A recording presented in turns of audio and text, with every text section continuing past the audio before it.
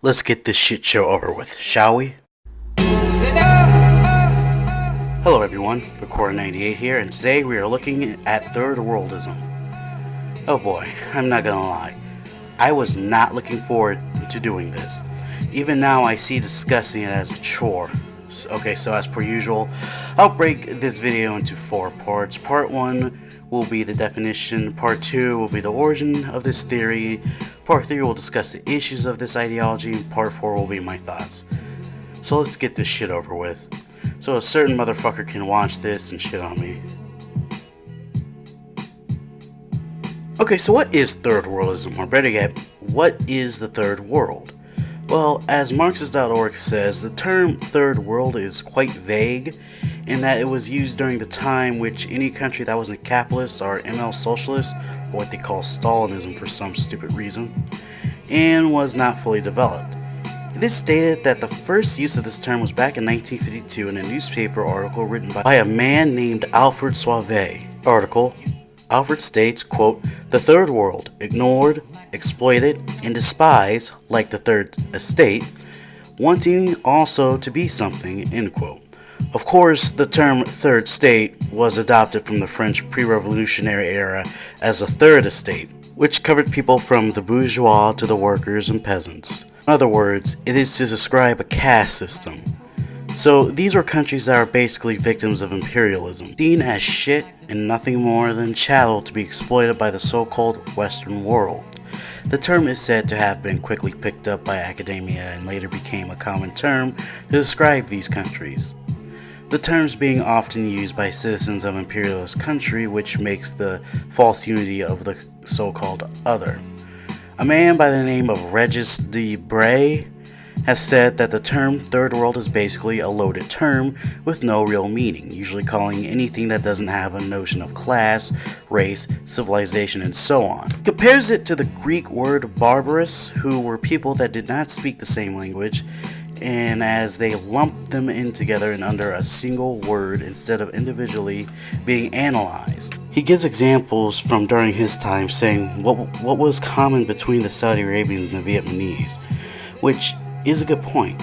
Example today would be that of, what does the people of Nigeria have in common with the people in Lebanon to be considered the Third World? What does Venezuela and Malaysia have in common to be considered Third World? It's a useless term to demonize people because we are too lazy to learn about them. So, we can already see this term obviously does not take in the material conditions. This ignores that people can be fine without these Euro living conditions and make their own society.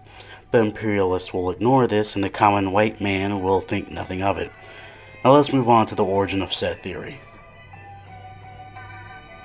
Okay, so getting notes for this video, I went to 2 sites and both are written by the same man, Paul Saba, back from the 80s. He's an ML that wrote, on the Three Worlds theory back in 1980 to be exact. We'll be mainly looking over one of his writings from later in 1980, which was in August, if I remember correctly, because he did 2 in 1980, but this was the latest one he had done at the time. This writing, Paul states that the CPC's, or Communist Party of China, policies has become an obvious form of revisionism, saying that the policies at the time were no longer a temporary aberration, but a new outlook of the world. He states that the idea of the Three Worlds theory was first advanced into the public in 1974 by a man named Deng Xiaoping. Those of you who don't know, Deng Xiaoping was a capitalist roader within the Communist Party of China. He became head of the party after Mao's death, and it is the one that reintroduced state capitalism back into Chinese life, which he called socialism with Chinese characteristics. So now you know who we are dealing with. Paul goes on to say that MLs have in large fully rejected the Three Worlds theory. He was over that China had been heading down a revisionist path, first not breaking relations with the military dictator Pinochet in Chile, and supporting the Shah against Soviet imperialism.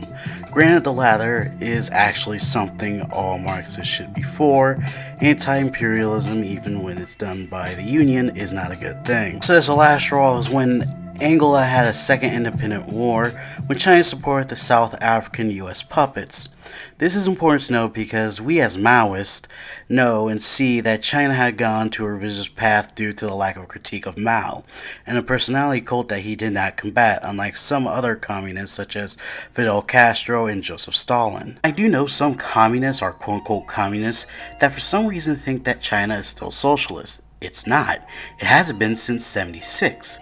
So with that, we saw then was the dying breath of Marxism-Leninism, as Mao stretched out to the ends of it, and what came later was Maoism, but that's for another video, because a lot of people think Maoism, even Wikipedia, which is not very reliable, says that Maoism was what Mao did in China. No, that's Mao Zedong thought, which is Marxism-Leninism. Maoism is much more complex and is still relatively new. Still important to know that China's personality cult kind of led to this reactionary idea and letting it pass. Let's see what Paul has to say about it though. So in the What is Theory of Three Worlds section, in the third paragraph, Paul states that whether or not Mao formulated is irrelevant, but his role in it is more important. It seems that he implies that the idea of three worlds was debated, but after the fall of the Gang of Four and Deng having almost full power in 1980, the idea of the three worlds theory had been reaffirmed. Further down in the worlds section of his book, Paul says that the concept of a world is arbitrary, merged into distinct categories of social systems, nations, classes, and parties. He further states, quote, conceptually, this means that different types of social relationships and contradictions are collapsed together, both within quote-unquote worlds and between different quote-unquote worlds. Naturally, the four contradictions of the epoch quote-unquote disappear into the super contradictions between the worlds, end quote. I am assuming he means the same idea as stated before in the definition section. What is considered third world may not be third world, it is reactionary outlook. He says that in general, this method of analysis has inherently prevented the accurate conception of reality, and even distorting the concept of imperialism and class struggle. He gives his reasons to this in the next paragraph, quote, because the theory of the three worlds merges categories, and because nations are the basic unit of analysis and the evident building blocks of the three quote-unquote worlds, the doctrine concerning imperialism is objectively revised in three ways. First, imperialism appears to be the policy of nations. Second, class struggle within countries is mechanically subordinate to struggles to preserve national independence. And third, the qualitative distinction between capitalism and socialism is obliterated. Now, for the next half where he goes over each world, when he goes over the first world, he believes that in this era, which is the 1980s, that the Soviet Union is an imperialist, which is dumb as hell. I guess Prague Spring back in '68 wasn't a good example. The soon-to-be Iran and Iraq War, or the proxy wars both America and the USSR had engaged in back all those years. These are the few things he is wrong about in this article, so his argument for how comparing what he considered at the time socialist USSR and capitalist America fails. On the second world part, he does a better job at explaining why calling second world is bullshit. He states that countries such as France, Hungary, Britain, Bulgaria, Canada, Czechoslovakia, and even the two Germanys were considered to be the second world countries because they were subordinated to the superpowers.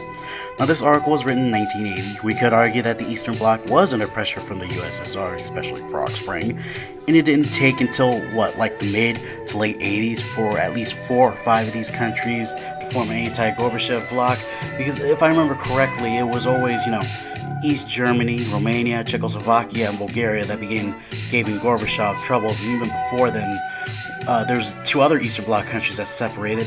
The early revisionist one was Yugoslavia, but that was state capitalism, they just didn't agree with Stalin. And the other one actually tried to preserve a Marxist-Leninist idea, which would have been Albania back in the 60s. But again, that's neither here nor there. As for the Western Second World powers, Paul argues that they are all in fierce competition with each other, even with America. Kind of one of the reasons why the EU was formed, to keep up with in the name of capital, which is why some people such as Destiny thinks Brexit is a bad idea, when in reality, well, logically speaking it is, but, in the name of capital, I'm glad it's falling apart. I don't give a fuck what that bitch says. But, moving on. Not to mention, he does state they are most likely considered second world because their form of imperialism isn't as violent as America's, which even we can see that notion is BS because countries such as England, France, Spain, and Portugal had engaged in imperialism up to the mid-20th century, with Algeria, Angola, Falklands, and so on. So just because they are not as strong as America does not mean they do not enact on their own interest. In the near to last paragraph, he states that the notion of one separating the national aspect of imperialism from the essence as a monopoly on capital, thus ignoring the objective exploration that exists in the second world and the workers and the peasants that are in the oppressed third world. He states that they made a mockery of Leninist theory of imperialism as an objective social system rooted within the exploitative class relations and thus making imperialism more of a subjective state policy. As for the third world, he basically gives the same information of how the term came to be as we discussed earlier. Paul argues that this idea of the worlds is not a scientific category that reflects real relations in the world or a mode of production. However, he says it came from a national bourgeois interest when it came to the colonial and semi-colonial world.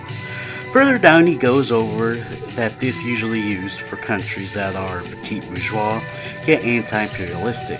Some even were puppets of imperialism just because they were oppressed. So nations such as Pinochet's Chile, Zia's Pakistan, Mobutu's Zaire, and Marcos' Philippines would be considered third world. In the last paragraph, he states that the revolutionary forces in Vietnam, Mozambique, Angola, Nicaragua, etc., that their situation is no longer class-based. He ends off with saying that the three worlds theory see weak and small as good, big and strong as bad, which isn't always the case. Sometimes big and strong can be good and weak and small can be bad. Certain examples, such as Leninist USSR from 22 to 56 and Leninist China from 49 to 76, actually were forces for good. They were big and strong and they actually did do some good in the world, despite their mistakes. There is another article he did do months earlier in the same year, but I won't go over it. Instead, I'll leave a link in the description below. Now, the last part did partake on some of the issues with this theory, but are there any more issues with this theory? Well, there are. First, let's go over an article I found on Medium.com by a man calling himself Mond, called, quote, the title is, quote, White Guilt and Third Worldism, an Infantile Disorder. Mond starts off with stating that white guilt is a form of supremacy, but just a different form of white chauvinism. He states that some liberals and so-called socialists think this mode of thinking is good because it can oppose white supremacy. However, Mond argues that this undermines class struggle within the US and that it is a contradiction in the fight against capital imperialism. He says that its most current manifestation is that of two ideas. One of them is something we can all agree on, and that is ultra-leftism. I did touch on this subject on my recent book review video, link will be in the description. The other being third worldism. This article mainly focuses on the latter. He states the primary third worldist lines holds that there is no revolutionary potential for the working class in the US and especially white workers. So we first see that they deny the idea of the lumpen proletariat that exists within the Rust Belt, the poor people in rural regions, even poor minorities that do exist within the country. Now, Mond does state they do this by citing a history of settler colonialism and its legacy of racism to reinforce the idea that the white worker is inherently racist. There is some truth in this, but mainly in the fact that the majority, whom are white in this instance, are more prone to reactionary thinking, as I stated in my thoughts on fascism redo. However, this doesn't mean that they cannot be radicalized by the left. They can, but the issues they have, mainly with MLs, is that they need to listen to minorities more than their own interest, as we are more affected by this predatory system.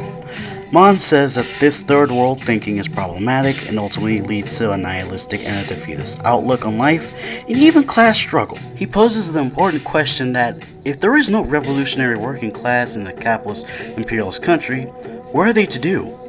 He asks whether or not they should just sit around and wait for the exploited countries to build our movement, which of course is just being, well, lazy. Just because we live in the belly of the beast does not mean you cannot radicalize people or that there is absolutely no revolutionary potential. He does go over this settler line, which I disagree with him on, and how some white Marxists oppose the WV teacher strikes because they are West Virginia teacher strikes because they are white, etc. However, he is right when he says that poor people and oppressed people see the struggle here is possible and even necessary.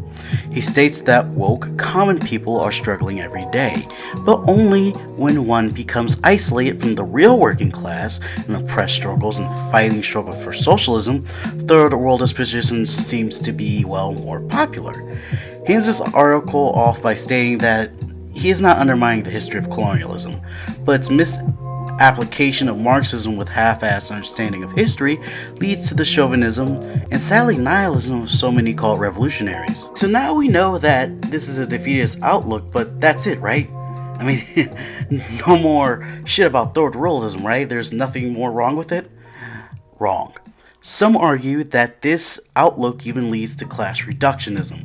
What is class reductionism? Well, in this current iteration, I would argue it reduces the idea of identity just for class, ignoring the unique struggles of each race, ethnicity, sexuality, etc. I actually did a video on iPoll you can watch, I'll leave a link in the description. Example I found online on how identity does play a role within our struggle is that black people such as myself in America are not given a choice of being black, but we are told by society. We are treated a certain way by society, regardless of the way we talk, walk, or do any other shit. You'll still be seen as black. Banks won't lend us shit. Cops will treat us like goddamn animals. Proper realtors won't sell. Depending on your name, companies won't hire you, and we'll just be seen as niggas. Now, MLs, and I say them because I don't see any Maoist or even anarchists doing this, will say this is just iPoll liberalism, which it isn't. Third worldists, as we discussed earlier, already reject the scientific process of the mode of production. It will ignore issues with minorities that live within the first world countries. Yes, they will acknowledge a history of struggle that happens and affects us, but will say we are better off compared to the third world, as certain motherfuckers would say. Well, we don't care that we are. We have to worry about ourselves first. There is literally little to nothing we can do to fix the third world. If we get rid of class, we don't get rid of racial issues just like that. It takes time and struggle to resolve these dialects. We must end these first along with capitalism. To ignore this and call it liberalism is dumb as hell and pretty much in itself its own form of liberalism. I will leave the link to the article I read this from in the link in the description with the sources I had for this video. So what are my thoughts on this subject? Overwhelmingly negative. I used to be a third worldist, but I was a Jason fanboy back then, and I was also still learning about communism. I eventually grew out of it and became a Pan-African Maoist, which I suggest any leftists that follow me become a Maoist or at least look into MLM theory. It's more advanced and up to date than ML thought. Ugh, it's so shit. Don't be a third worldist. It's so lazy and opportunistic. Just to wait for the third world to help free your lazy ass just because you are too defeatist and scared of a real revolution, then Marxism may not even be for you. Anyway, in the next video I'll go over global warming. Yeah, thank you for waiting. I know this has been so long, but if you think this is long, just wait for the global warming video to be long. But then again, I technically, since I did that for a last speech in my class in college last semester, I already have a script, technically typed up for it. So, I may just record that either beginning tomorroor or at least after school on Monday. So anyway, yeah, this is Bakor98. Like if you like it, dislike if you dislike it, share it, comment. Any critiques I would surely accept. No, I don't debate, so if any, Canadian motherfuckers would like to offer a debate, no, fuck off you fat motherfucker, I hate you. Yeah, thank you for listening. This is Bakor98 signing off.